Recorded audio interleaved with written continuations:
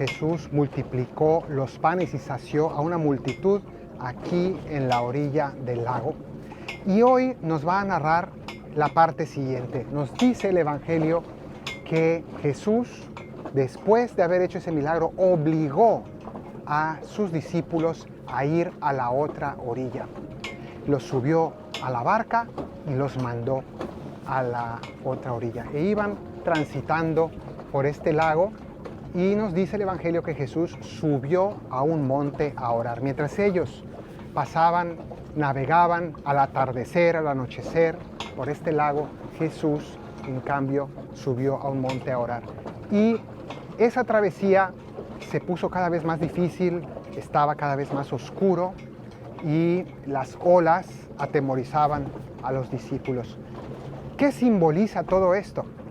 Si sabemos que la barca simboliza la iglesia, estamos hablando de que la humanidad y todos los miembros de la iglesia estamos en la barca atravesando a la otra orilla. ¿Cuál es la otra orilla?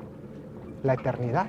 Estamos todos viajando hacia la vida eterna y durante este viaje que es la vida de cada uno de nosotros y la historia de la iglesia hay muchas dificultades, muchos problemas. La historia de la iglesia está llena de tormentas y puede parecer que el Señor no está con nosotros, puede parecer que la iglesia está sola.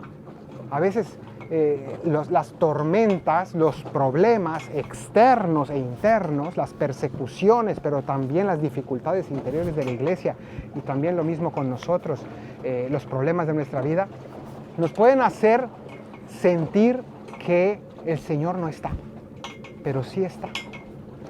Aquí se nos dice que Jesús estaba orando por ellos, estaba con ellos.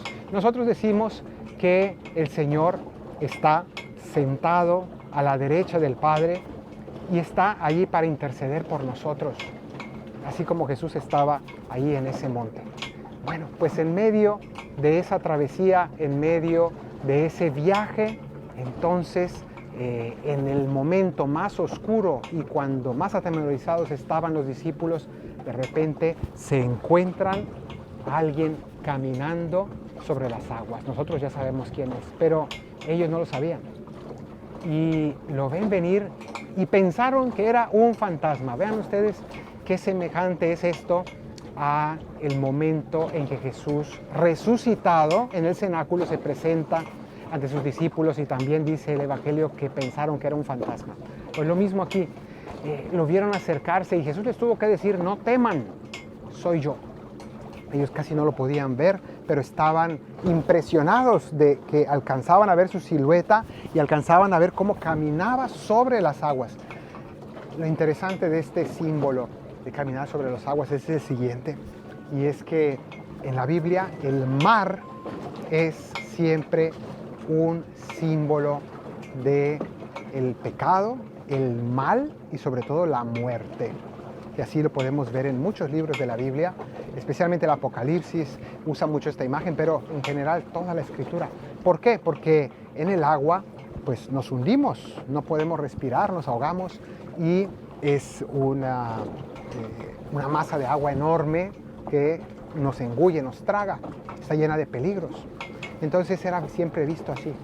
Y hay que decir una cosa, en hebreo, para los judíos, que su lengua es principalmente el hebreo, la palabra mar, yam, se usa tanto para el lago como para el mar, el agua salada, en este caso el mar Mediterráneo. Simplemente le llaman el mar grande al mar Mediterráneo y aquí el mar de Galilea. Pero a los dos le llamaban mar porque no tienen otra palabra distinta. Entonces, lo interesante, ¿por qué he dicho todo esto?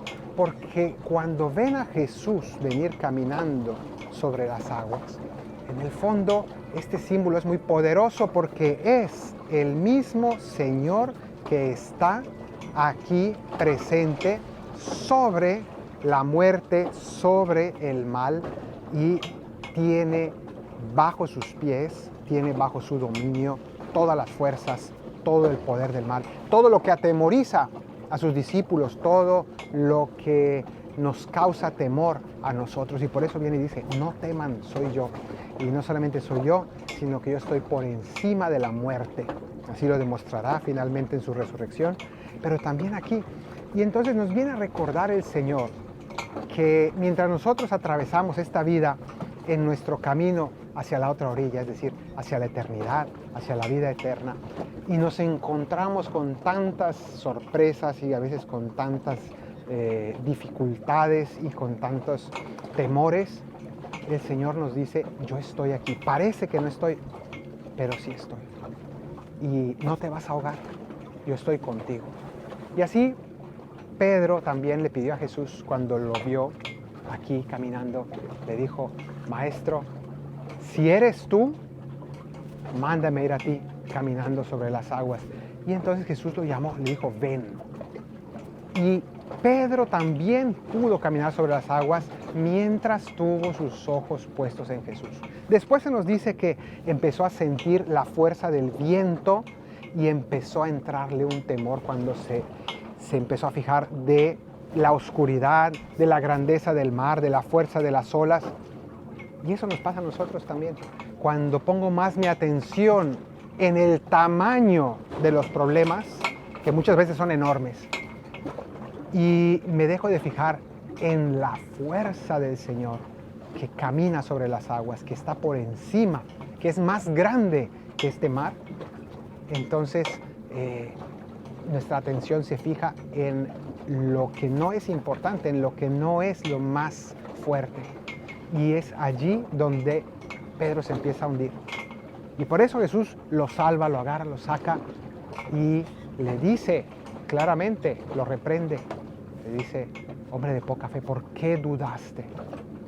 Así también nosotros hoy le pedimos al Señor que no nos ahoguemos en nuestras dificultades, que no llamemos mar a lo que es mucho más pequeño, a veces incluso que nos ahogamos en un vaso de agua, y que incluso cuando vengan problemas realmente grandes, que los hay, que también en ese momento recordemos que con el Señor nosotros también podemos caminar sobre las aguas, porque Él nos da la fuerza. Él parece que no está, pero sí está con nosotros.